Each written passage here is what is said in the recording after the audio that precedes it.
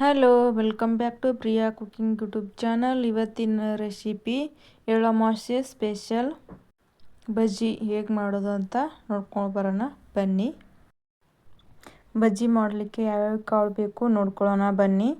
ನಾನು ಇಲ್ಲಿ ಮುಗ್ನಿ ಕಾಳು, ಅಲಸಂದೆ ಕಾಳು ಹಾಗೆ ಹುರುಳಿಕಾಳು ತೊಗೊಂಡಿದ್ದೀನಿ.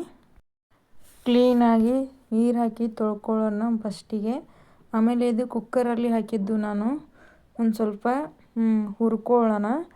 ಯಾಕೆಂದರೆ ಹುರಿದ್ರೆ ಟೇಸ್ಟಿಯಾಗಿ ಬರುತ್ತೆ. ಕಲರ್ ಸ್ವಲ್ಪ ಚೇಂಜ್ ಆಗೋರು ಹುರ್ಕೊಳ್ಳೋಣ. ಇವಾಗ ಹುರಿದು ಮುಗಿದಿದೆ. ನಾನಿಲ್ಲಿ ಕಡಲೆಬೇಳೆ ತೊಗರಿಬೇಳೆ ತೊಗೊಂಡಿದ್ದೀನಿ. ಅದು ತುಂಬ ಟೇಸ್ಟಿಯಾಗಿ ಬರುತ್ತೆ ಇದರಲ್ಲಿ ಹಾಕಿದರೆ. ಇವನು ಹಾಕ್ಕೊಳ್ಳೋಣ. ನೋಡಿ, ಇವಾಗ ಕಾಳ ನೀರು ಹಾಕಿ ಕುದಿಸ್ತಾ ಇದ್ದೀನಿ ನಾನು ಇಲ್ಲಿ ಕುಕ್ಕರಿಗೆ. ಬೇಳೆನೂ ಹಾಕ್ತಾಯಿದ್ದೀನಿ, ಇದಕ್ಕೆ ಹಾಕಿದ್ದೀನಿ ನೋಡಿ. ಇವಾಗ ಸೀಟಿ ಹೊಡ್ಸೋಣ. ಒಂದು 3 ವಿಜಿಲ್ ಹೊಡೆಸಿದ ತಕ್ಷಣ ಇದು ಓಪನ್ ಮಾಡಬೇಕು. ಇವಾಗ ನಾನು ಇಲ್ಲಿ ಪಲ್ಯ ಯೂಸ್ ಮಾಡ್ಕೋತಾ ಇದ್ದೀನಿ. ಮೊದಲಿಗೆ ಪುಂಡಿ ಸೊಪ್ಪು, ಹಾಗೆ ಕಡ್ಲಿ ಸೊಪ್ಪು, ಕಡ್ಲಿಕಾಳು, ತೊಗರಿ ಕಾಳು, ಹಾಗೆ ಮೆಂತ್ಯ ಪಲ್ಯ, ಕೊತ್ತಂಬರಿ ಸೊಪ್ಪು, ಹಸಿ ಬೆಳ್ಳುಳ್ಳಿದು ಲೀಫ್ ತೊಗೊಂಡಿದ್ದೀನಿ. ಇವಾಗ ನಾನು ತೊಗರಿಕಾಳು, ಕಡ್ಲಿಕಾಳು ಕ್ಲೀನಾಗಿ ತೊಳ್ಕೊಂಡು ಹಾಕೋತಾ ಇದ್ದೀನಿ. ಏಕೆ ಫಸ್ಟ್ ಹಾಕ್ತಾಯಿದ್ದೀನಿ ಅಂದರೆ ಸ್ವಲ್ಪ ಕುದಿಬೇಕು ಅದಕ್ಕೆ.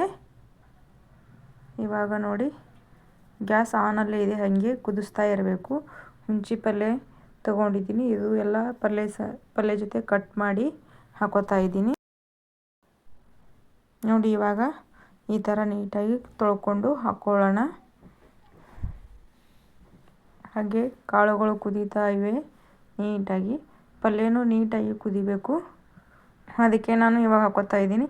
ಇಲ್ಲಿ ಒಂದು 4 ಚೌಳಿಕಾಯಿ ತೊಗೊಂಡಿದ್ದೀನಿ, ಒಂದು 4-5 ಅವರೆಕಾಯಿ ತೊಗೊಂಡಿದ್ದೀನಿ, ಹಾಗೆ ಒಂದು ಮೀಡಿಯಮ್ ಸೈಜ್ ಬದನೆಕಾಯಿ ತೊಗೊಂಡಿದ್ದೀನಿ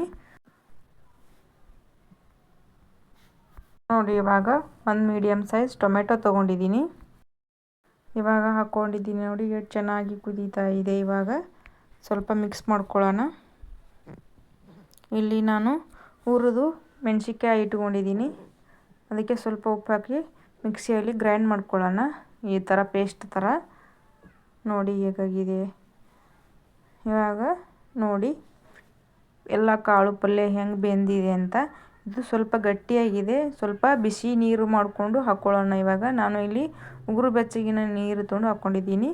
ಹಸಿ ನೀರು ಹಾಕಿದರೆ, ತಣ್ಣೀರು ಹಾಕಿದರೆ ಅದು ಕೆಡುತ್ತೆ ನೋಡಿ. ಇವಾಗ ಎಷ್ಟು ನೀಟಾಗಿ ಬೆಂದಿದೆ. ಇವಾಗ ನಾನು ಒಗ್ಗರಣೆ ಹಾಕ್ಕೋತಾ ಇದ್ದೀನಿ. 1-2 ಸ್ಪೂನ ಎಣ್ಣೆ ಹಾಕ್ಕೊಂಡಿದ್ದೀನಿ. ಸ್ವಲ್ಪ ಸಾಸಿವೆ, ಜೀರಿಗೆ ಹಾಕ್ಕೊಂಡಿದ್ದೀನಿ ನೋಡಿ. ಇವಾಗ ಒಂದು 5-6 ಎಸಳು ಬೆಳ್ಳುಳ್ಳಿ ಹಾಕ್ಕೋತಾ ಇದ್ದೀನಿ ಜಜ್ಜಿಬಿಟ್ಟು. ಹಾಗೆ ಹಸಿ ಬೆಳ್ಳುಳ್ಳಿ ಕೂಡ ಹಾಕ್ಕೋತಾ ಇದ್ದೀನಿ ನಾನು. ಇದು ತುಂಬ ಟೇಸ್ಟಿಯಾಗಿರುತ್ತೆ ಈ ಬಜ್ಜಿ ಪಲ್ಯಕ್ಕೆ ನೋಡಿ. ಇವಾಗ ಇದನ್ನು ಎಣ್ಣೆಯಲ್ಲಿ ಫ್ರೈ ಮಾಡ್ಕೊಳ್ಳೋಣ